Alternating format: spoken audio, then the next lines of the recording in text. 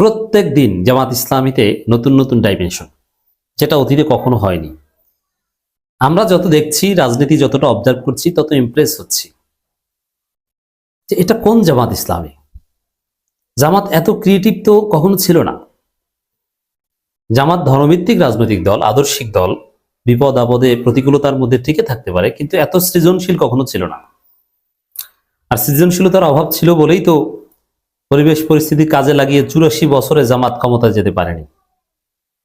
কিন্তু সেই জামাত এখন এমন এমন কাজ করছে, ইতিহাস সৃষ্টি করছে, ইতিহাসের এক একটা অধ্যায় অতিক্রম করছে। এটা আল্লাহর খাস রহমত ছাড়া সম্ভব নয়। নমিনেশন প্রক্রিয়ার মধ্যে আপনারা দেখেছেন যে চমক, সেই হিন্দু নেতা নমিনেশন পেয়েছে, সাংবাদিকরা নমিনেশন পাচ্ছে, সামনে আরো অনেক কিছু দেখবেন। ঔষধ ব্যবসায়ীদের নিয়ে জামাত সম্মেলন করে, প্রোগ্রাম করে।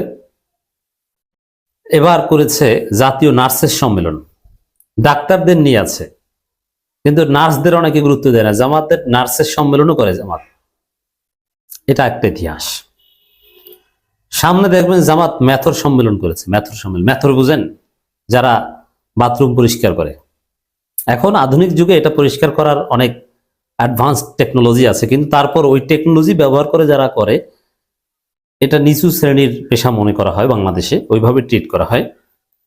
আমি তো দেখতে পাচ্ছি জামাত যেদিকে যাচ্ছে তাতে গরু ব্যবসায়ী, ছাগল ব্যবসায়ী, কুত্তা ব্যবসায়ী, কুত্তা পালনকারী এবং সাপ বা এই বন্য পশু যারা কেয়ার নেয়, তাদের নিয়ে, সবাইকে নিয়ে সম্মেলন করবে।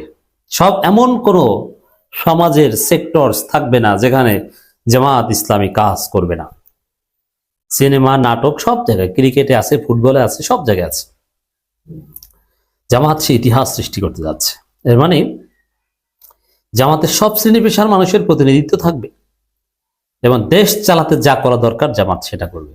রাষ্ট্র চালাতে জামাতের কোনো দুর্বলতা, উইকনেস থাকবে না। এটা জামাত ক্ষমতা আসার আগেই নিশ্চিত করছে। দর্শক, অলরেডি দেখেছেন জামাত ইসলামের একজন ক্রিয়েটিভ, সৃজনশীল প্রার্থী। এটা জামাতের একটা চমক। তুরস্কের একটা বিশ্ববিদ্যালয়ে শিক্ষকতা করতেন, সেটা ছেড়ে বাংলাদেশে আমিরে জামাতের আহ্বানে চলে এসেছেন হাফিজুর রহমান, ডক্টর হাফিজুর রহমান। তিনি এখন তার নির্বাচনী আসনটা সম্ভবত নেই, এখন তিনি প্রার্থী থাকবেন কিনা, অথবা আমি তো মনে করি যে তাকে অন্য আসনে হলো নমিনেশন দেওয়া দরকার, তার মতো তরুণ দরকার।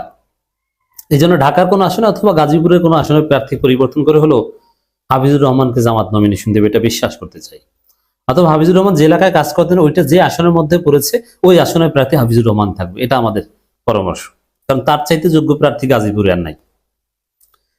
হাফিজুর রহমান সাহেব পোষা প্রাণী, কুকুর, বিড়াল বা এ ধরনের পোষা প্রাণী, অনেকে বেজি পালে। বেজি বুঝেন? না বুঝলে সার্চ দিয়ে দেখেন। এই পোষা প্রাণীর কেয়ারিং এর সিস্টেম, তাদের ট্রিটমেন্টের সিস্টেম, তাদের জন্য আলাদা সার্ভিস চালু করেছে। মনে পড়ে যাচ্ছে সেই ওমর রাদিয়াল্লাহু আনহুর বক্তব্য, যে ওমর রাষ্ট্র ক্ষমতায় আছে, শুধু মানুষের না, ওমরের সাম্রাজ্যে যদি একটা কুকুর না খেয়ে থাকে, তার জন্য আল্লাহর কাছে ওমরকে জবাবদিহি করতে হবে। জামাত ইসলামী এখন ওইভাবেই ভাবছে। হাফিজুর রহমানদের কার্যক্রমের মাধ্যমে আমরা এটাই দেখছি, এটাই ইতিহাস। একটা পোষা বিড়াল, একটা পোষা কুকুর, এরাও যদি বিনা চিকিৎসায় মারা যায়, জামাত ইসলামী মনে করে তাদেরকে জবাবদিহি করতে হবে, তাদের দায়বদ্ধতা আছে। এই জন্য নির্বাচনের আগে এই কাজ শুরু করে দিয়েছে। জামাত ক্ষমতায় আসলে কুকুর শুধু পোষা কুকুর, পোষা বিড়াল না, রাস্তার অভুক্ত কুকুর, অভুক্ত বিড়াল, বেওয়ারিশ কুকুর, সাপ, বিচ্ছুরও দায়িত্ব নিবে জামাত। সাপেরও নিরাপদ আশ্রয় নিশ্চিত করবে, ইকোলজিক্যাল ব্যালেন্স তৈরি করার চেষ্টা করবে, বাস্তুসংস্থান নিশ্চিত করার চেষ্টা করবে জামাত। পরিবেশ নিয়ে জামাতের আলাদা উইং আছে, এটা নিয়ে গবেষণা চলছে।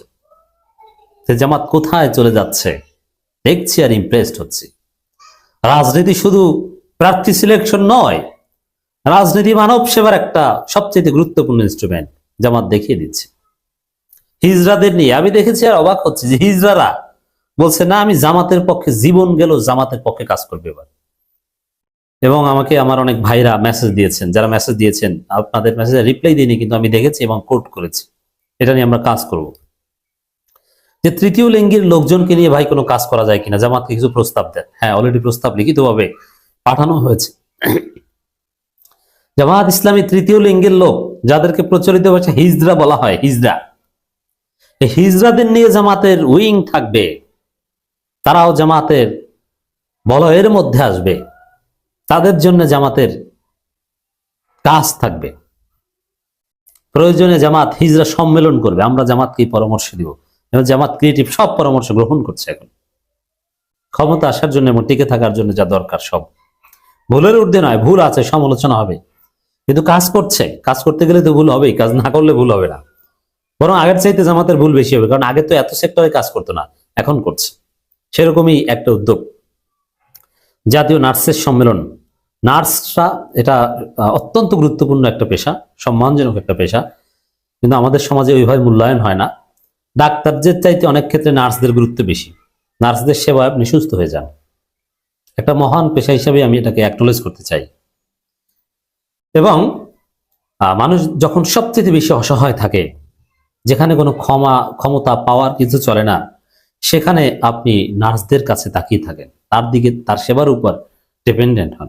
অপারেশন থিয়েটারে ডাক্তার তো কেটে চলে যায়, মূল কাজটা পরবর্তীতে আপনার দেখভাল এগুলো তো সব নার্সরা করে।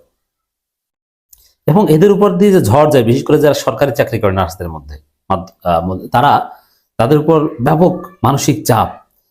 সাধারণত নিয়ম অনুযায়ী একজন নার্সকে যদি 100 রোগী 1 ঘন্টায় দেখভাল করার নিয়ম থাকে, তাহলে ওই 1 ঘন্টায় 100 জায়গায় তাকে 1000 দেখতে হয়।